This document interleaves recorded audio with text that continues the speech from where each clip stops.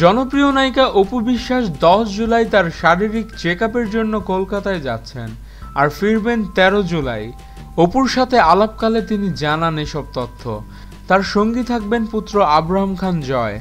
ঢাকায় ফেরার পর বেসরকারি একটি টিভি চ্যানেলের অনুষ্ঠানে অংশগ্রহণ করবেন অপু। এছাড়া জাতীয় চলচ্চিত্র পুরস্কারের অনুষ্ঠানে বিষয়ভিত্তিক একটি পারফর্ম করারও বিষয়ে কথাবার্তা চলছে, সেটিও ঢাকায় ফিরে অপু নিশ্চিত হবেন। তিনি বলেন, জয়ের বয়স এখন 9 মাস, আর জয় তো সিজারের মাধ্যমে হয়েছে, যার কারণে আমাকে চিকিৎসকের পরামর্শ মেনে চলতে হচ্ছে। এছাড়া আমি যেহেতু নিয়মিত জিম করছি আর শারীরিকভাবে পুরনো অবস্থায় ফিরতে চাচ্ছি, তাই সামনের দিনগুলোতে আমার করণীয় কী হবে সেসব বিষয় নিয়ে চিকিৎসকের সঙ্গে কথা বলবো, কারণ আমি পুরোদমে জিম কিংবা ফিটনেস ঠিক রাখার জন্য যা যা করণীয় তা ইতিমধ্যেই শুরু করে দিয়েছি।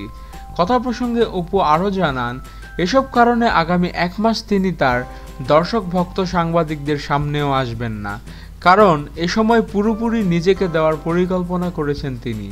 নিজেকে প্রস্তুত করেই সাময়িক এ আড়াল ভাঙবেন এই নায়িকা। তবে এবারই প্রথম নয়, পুত্র আব্রাহাম খান জয়ের জন্মের সময় দীর্ঘদিন মিডিয়ার আড়ালে ছিলেন তিনি। ফিরে এসেই শাকিব খানের সঙ্গে বিয়ে সহ নানা বিষয়ে তুমুল আলোচনার জন্ম দিয়েছেন। এদিকে ঈদুল ফিতরে মুক্তি পেয়েছে শাকিব খান অপু বিশ্বাস অভিনীত চলচ্চিত্র রাজনীতি।